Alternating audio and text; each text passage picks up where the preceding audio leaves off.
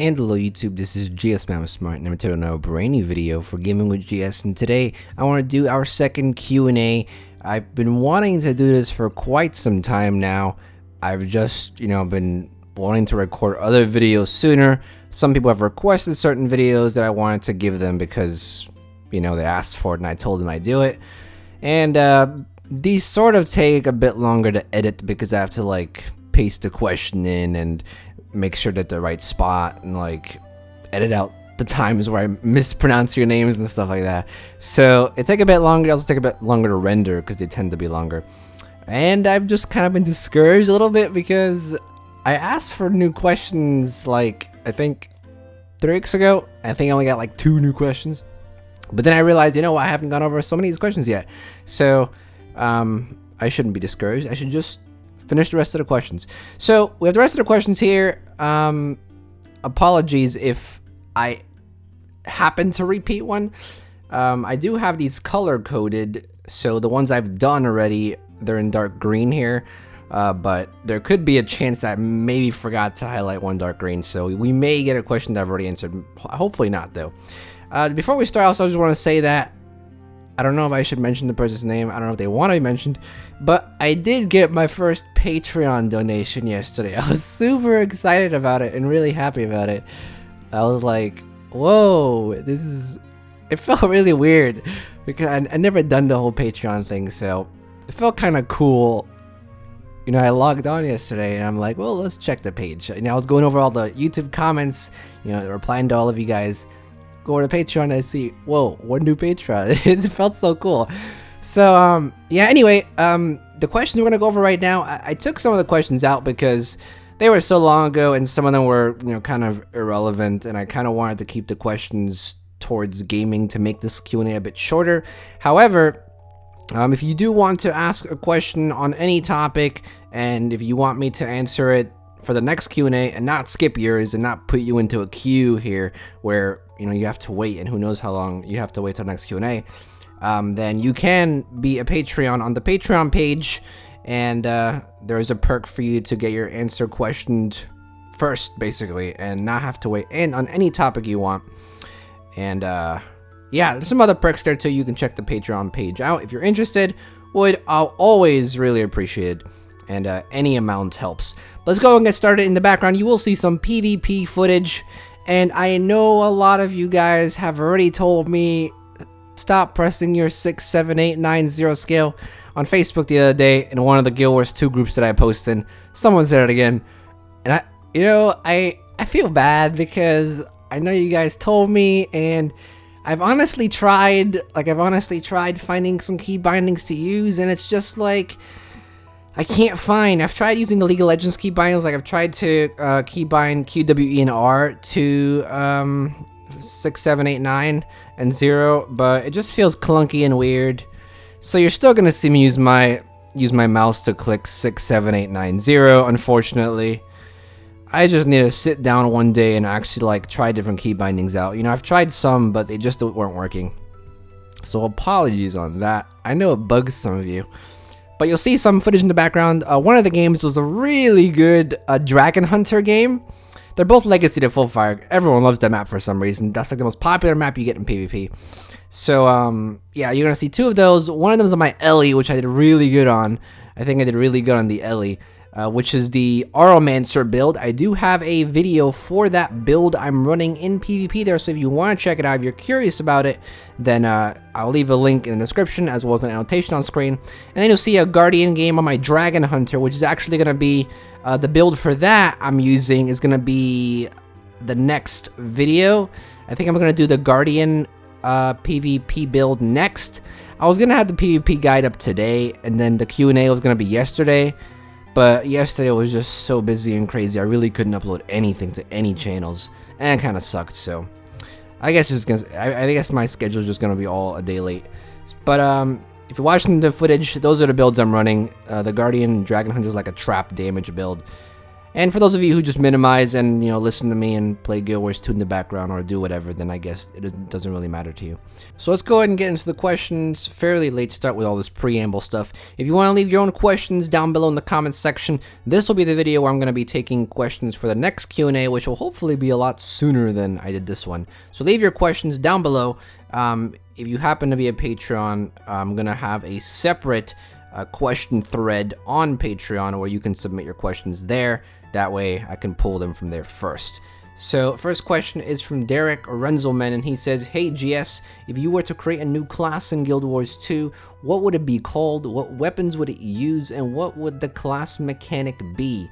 Thanks, keep up with your great videos." So if I wanted to create a new class, I really want it to be either a summoner or a beastmaster. I loved playing Final Fantasy 11. I really want to try Final Fantasy 14, but the monthly payment is just really pushing me away. I wanted to try the 14-day trial actually.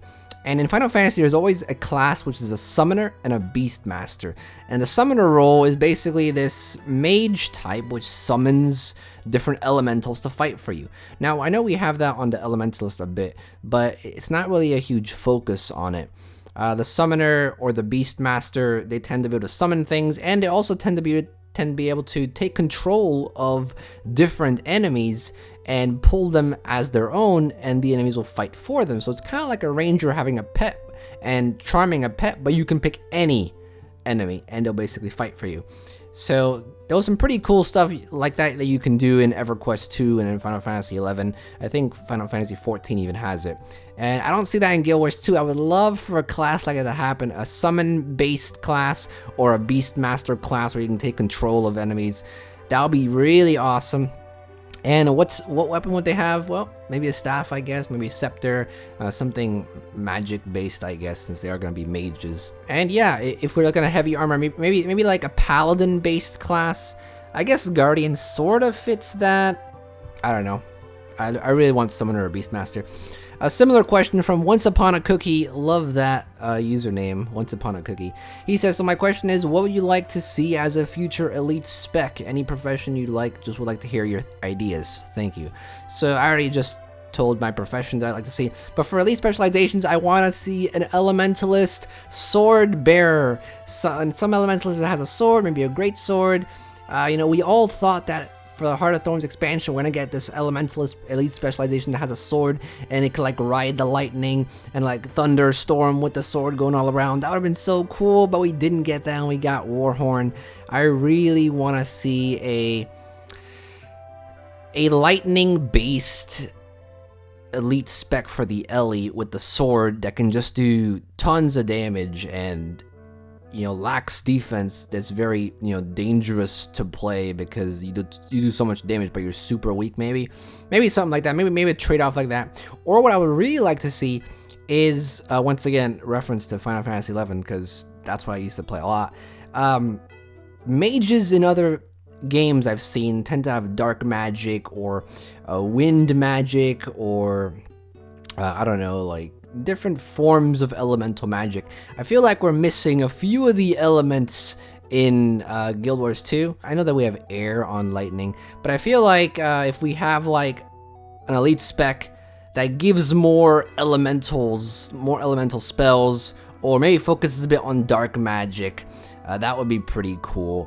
I don't know, I just like spells. I love magic. That's kind of why I always love playing the wizard in every game, cause that's my type of class. So that would be a future elite spec for me. I would like, or what I would like is sort of like a Shadow Knight type of elite specialization for like the warrior maybe or the guardian.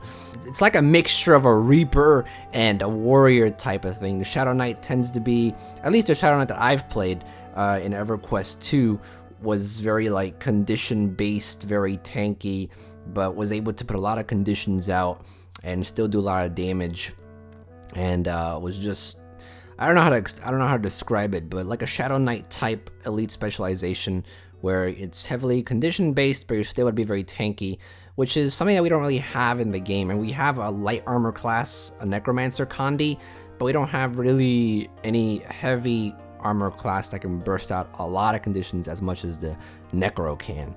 So that'll be pretty cool, Elite Spec. Those two, I would say, probably.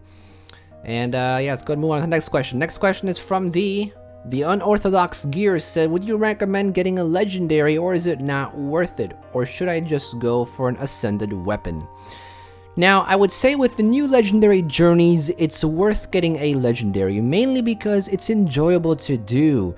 I mean, the stories that they have in these legendary quests, they are nice. They're really cool. They're engaging. They pull you into the game. They're really good. They're really well done. So I would say now it is worth getting a legendary if you feel like you want a legendary.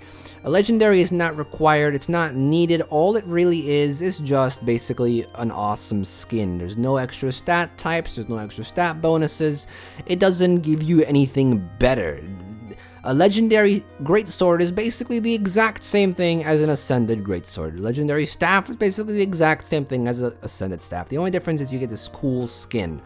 So I would say it's a matter of whether you want to have the specific skin on one of the legendaries or not, or whether you want to have, you know, I guess the glory badge of having a legendary weapon. You can show it off and be like, hey, I'm good at this game, I put a lot of time into this game, I'm dedicated. Then I guess you could get it. But if you're really only about the stats, and if you don't really want to, you know, I guess put all the time into it, then I guess Ascended is fine. But I do recommend doing one of the legendary quests, because on the channel we are doing Chuka and Champawat, and a lot of the subscribers are liking it. I'm really liking it too. It's a great story with the two tigers. So I would say if you're looking for something awesome to do, Legendary Journey is good. So I guess it is sort of worth it. But if you're crafting it, I would not think it's worth it if you're crafting it, because that's just a nightmare. Next question we have from Kyle Yang, and he says, what is your opinion on guild missions, and is it worth doing it after getting the ascended trinkets? Love your videos, helps so much making guild. So on guild missions, I would say now, especially with guild halls, guild missions are even more important, because it basically helps you get favor, it helps you get resonating silvers. Are they worth doing? Yeah, I think so. Are they worth doing on a personal level and not on a guild level? I would say they're still worth doing on a personal level, because you still do get some rares out of it. You still do get some loot out of it. And some of these guild missions can be done in like 10 minutes maybe. So they're definitely worth doing still, especially if you have a guild who's very good at doing them. It's free loot, it's free gear, it's free money that you can make. And you can still turn your guild commendations into gold. I believe one of the gold tricks that we've done is looking at guild commendations and how to turn that into gold. And for each guild mission you complete, you get a guild commendation. So it's a way to make gold. It isn't too hard, so why not? If you don't have a guild, and if you're not in a guild, and you're not all about that life, I guess, you don't want to do guild missions, you're not missing out on anything major, right? I mean, it's not like you're missing out on anything. The gold ratio isn't that amazing either, so it's not like you're really missing out on anything. But it is another way to make some gold. It is another source of gold. It is fun to do. Guild missions are fun. If you have friends to do them with, why not do it? It's a positive experience, but it's not mandatory. It's not really required, and you can pass on it. Basically, that's what I'm trying to say. You can, if you want to pass on it, you can pass on it. But I would recommend doing it because I think it's fun. Next question we have from Adogrim Took. Hopefully that's how you pronounce it. And the question is, do you play World vs. World? What are your thoughts on the new Borderlands that ArenaNet released with Heart of Thorns? So I think I mentioned this in several videos before. I have played World vs. World a little bit. I used to do some commanding on one of the smaller maps, like on the Borderland maps, not on Eternal Battlegrounds, because I don't know that map that well. But I did some commanding on the smaller maps, the Borderland maps, and I really enjoyed World vs. World. I think just as time progressed, a lot of people stopped playing World vs. World. I don't know if it's because of the entire hate train with World vs. World not getting updated, it being broken, it never being looked at, not getting enough attention. But I feel like a lot of people, well, at least I've noticed on my server, there were, quite a few people that just stopped playing, and it seemed like the numbers were decreasing. But now whenever I log on and I look at World vs. World, there's always a queue. So I mean, I think it's a lot popular today. I just need to have some time to get back into it, and I don't know if I'm still gonna command, because I mean, commanding was a blast. I loved doing it. It was really cool having like people follow you and just, you know, burst down keeps and burst down towers. It was really fun. Thoughts on the new Borderlands? I honestly, I guess this is sort of an unfair opinion because I never really put too much time into them. It just felt very discouraging to me because it was so big, I was so not used to it, and when those Borderlands were out, there were not a lot of people playing, and I tried to follow a commander. Whenever I went on, there was no commander up.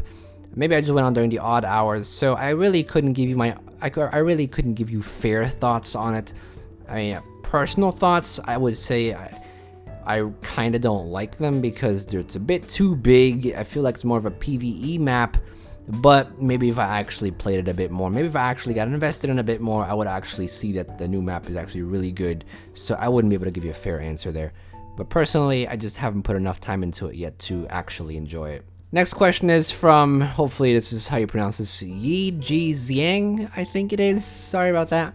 Says, hi GS, just wondering, in which server do you play in, and tell us one story from your experience in playing Guild Wars 2. Can be anything from meeting a random player, which become your good friends, now from getting a lucky drop. Thanks, keep up the good videos. So as for what server do I play in, I play in Stormbluff Isle. A lot of times in the videos, I see someone comment SBI, SBI. It's kind of funny to see that. I guess they recognize that I'm in that server. So that's the server I play in. For those of you who don't know, it doesn't matter what server you play in, you can still meet up with everyone else. They do have mega servers in the game, so it doesn't matter if I'm in Stormbluff Isle or you're in any other server or your friends in any other server. You can still play with them. The only difference is you can't war versus war with them because they may be on a different server. I do realize though that they have, you know, in the recent patch, recently they've matched up servers, so there may be a chance that you may be on the same team as your friend, but who knows. But yeah, that's the server I'm in. And one story that I want to share with you guys, this is actually a story I've been wanting to share for quite some time now. I just never, you know, found the time in a video to tell you guys. But back when I used to start to play the game, there was one day I was sitting in Ratasum, and it wasn't around Christmas time. And the reason why I say this is because this is important. The time this happened, it was not around Christmas time. But I was basically sitting in Ratasum, looking through a trading post and, you know, just trying to make some gold, right? Flipping stuff on trading posts. And for some reason, I just got a piece of mail. And I was like, well, who the hell sent me mail? No one's online in my guild. I'm the only person online. I don't think anyone from YouTube even knows even who the hell I am. And it was from someone called Santa Claus. And I'm just like, I think I still have the piece of mail on my character. I'm not on the game right now, so I can't screenshot it for you guys. Maybe if I get on, I'll actually screenshot it and put it into the video while editing. I don't know if I remember to do it, but you should see on the screen right now if I did it. I'll probably do it because now I really want to show you guys. But there was basically a guy who named Santa Claus who sent me like items. It was just you know, neat little cool items. It wasn't anything expensive, like some bags that I could use, which are a lot better than the bags I already had. It was some food. It was some ectoplasm, which was actually, you know, a good substantial amount of money there, because I think he sent me like 3 ectoplasm. That's like over a gold there. And I was just like, whoa, some random guy named Santa Claus just sent me some in-game gifts. And I was like, whoa, what? This community, what is this? And this was back when I first started playing Guild Wars 2. I played like for maybe like, I don't know, like maybe half a year only. And I was really surprised. And I messaged the guy saying like, wait a second, you know what? Why did you send me this stuff? And I think I have his reply also still saved. And he's like, why, I'm Santa Claus, of course. I like gifting people or something like that. Something along those lines. It was really cool. That was like one of the best experiences I've had. Kind of a cheesy one, but I think the second best experience I've had is during the December time when everyone did Secret Santa or Secret Toy Maker. I forget what they called it exactly. If you guys don't know what that is, it's basically a time in December where the Guild Wars 2 community comes together and we basically gift each other stuff. There's a special website for it. You can sign up for it. I did it last year. I think some of the subscribers did it with us as well because I did mention it in the video. But I love doing that. That was really fun. But I really like that too. The Secret Toy Maker, that was really cool. Where it's like a Secret Santa replica. And I think that's pretty neat too, where you could like, you know, the way I sent my Secret Santa mail, I was like, I gave the guy like some skins and like a transmutation thing where you could transform into like some Christmas thing. And I made my letter very role play, like I was Vandalf, part of the Priory. I was like, I'm a representative of the Priory, and I made it very role play. It was really fun too, and some players will actually role play back with you. It's really cool. So a bit too long on that question, but I wanted to share with you guys. Next question we have from Niamor Levilogi, I think it is. Sorry about that. And the question is, and I was actually going to skip this question because it wasn't really related to anything, but I thought it was a really cool question, and I thought, maybe I'll put it in because it's interesting. It says, where are you from? Do you know where your subscribers are from? And when you make a video, if you think about the people who will watch it, do you picture them in your mind? How do we look like to you? Have fun. So interesting question. Where I'm from, actually, originally from Germany. I don't know if you can tell my accent. Some people say I speak very good fluent English, but a lot of times I do forget what word I want to use. Sometimes I stutter or, lose my train of thought. And some people do think I have a very Europe accent. I don't know if anyone, people on YouTube barely notice it. And some people say I sound like some weird people. I don't think I sound like at all. But maybe it's the accent. Who knows? But that's where I'm originally from Germany. And do I know where my subscribers are from? Well, they have a analytics on the YouTube analytics that tells me where, a percentage of people are from. So I kind of have an idea. And when I make a video, do I picture how you guys are in my mind? I mean, not really. I don't sit there and think how do they look like? What I do think about, though, is whether you guys will enjoy the content or how you guys would react to the content, or if this is something you would like to see. That's what I do think about. I tend to just think about how the audience will receive the content, if they'll enjoy it, if they'll find it helpful. That's kind of what goes through my head. I don't want to put out something that nobody wants to watch, or is not interesting, or is not helpful, and that kind of stuff. So interesting question. Next question is from Donkey Concept, and he says, favorite race in Guild Wars 2.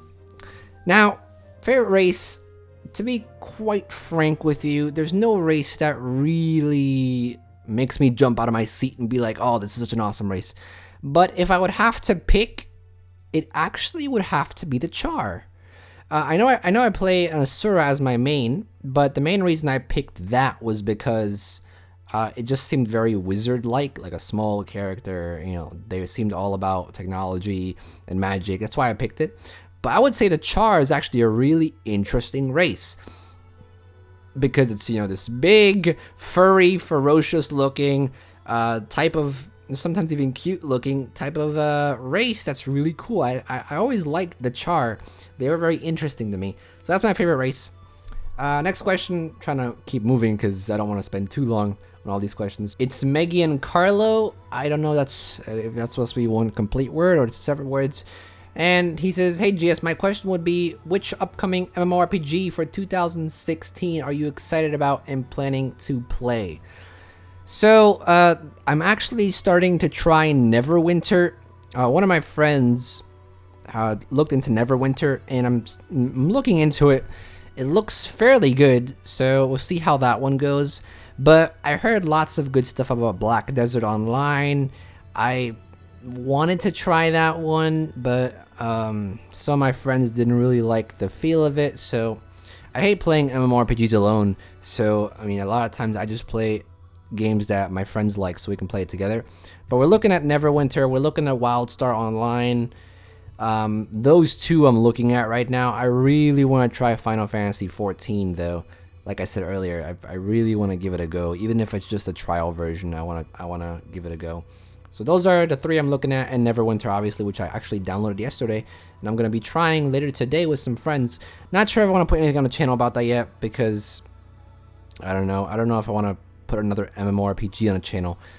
Not sure how comfortable I am with that. Not sure how you guys will take it, and I don't even know much about the game, so I'll be a complete noob just putting something on the channel I know nothing about.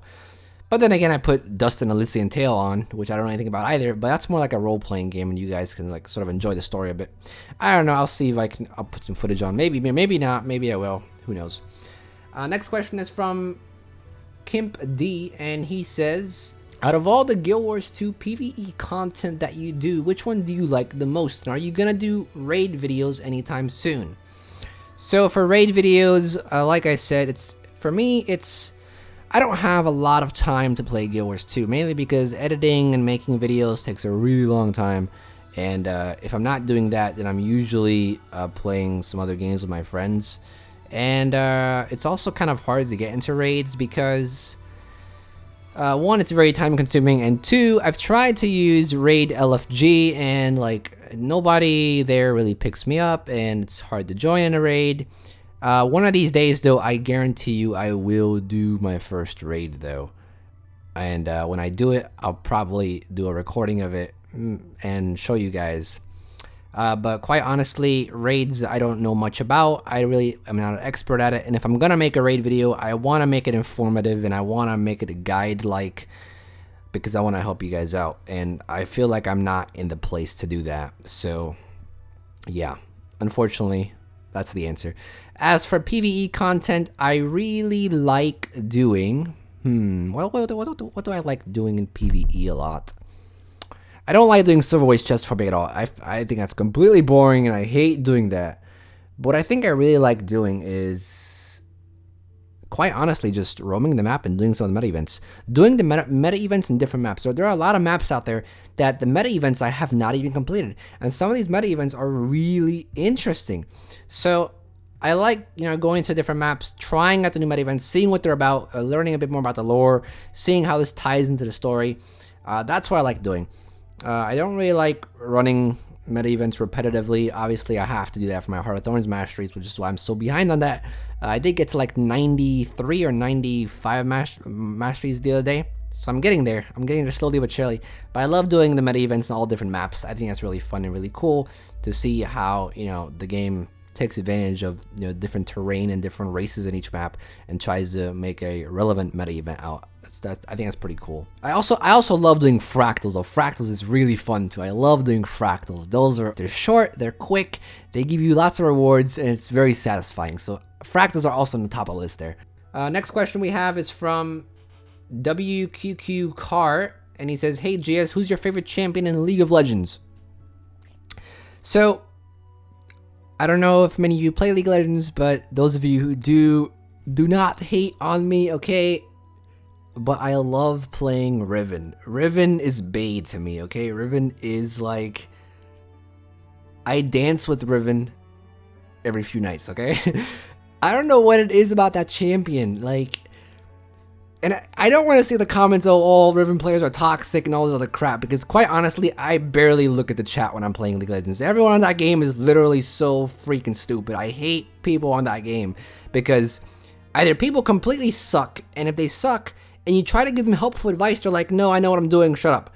And it's like, well, come on, you're not doing good. I'm looking at your score. You're sitting at like 1-11.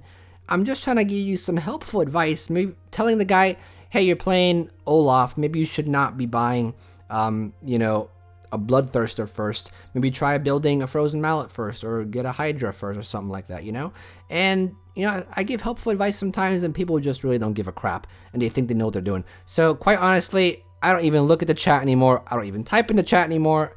I only play with my friends from now on anyway, so I don't need to worry about toxic teammates anyway.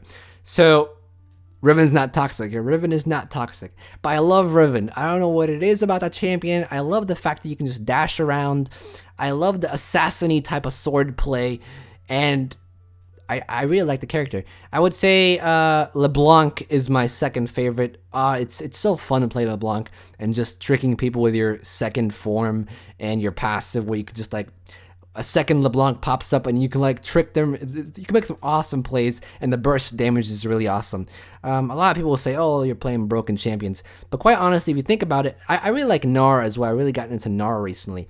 Maybe if you think about it, every champion in League of Legends is sort of broken, because if you know how to play it very well, it becomes broken. I see so many people complain about, oh, you're playing so-and-so, it's so broken. You're playing so-and-so, it's so broken. Well, hell, every champion in League of Legends is broken if you know how to play them. But that's a story for a completely different video. So that's the answer to that question. Next question we have is from Kao Sawi Okami. Sorry, don't really know how to pronounce that. And the question is, will you be able to do different class ascended armor videos, or will you be doing raid videos of Veil Guardian, Tabby, and Gorseval? Well, I've already mentioned the whole raid idea, So that answered that already.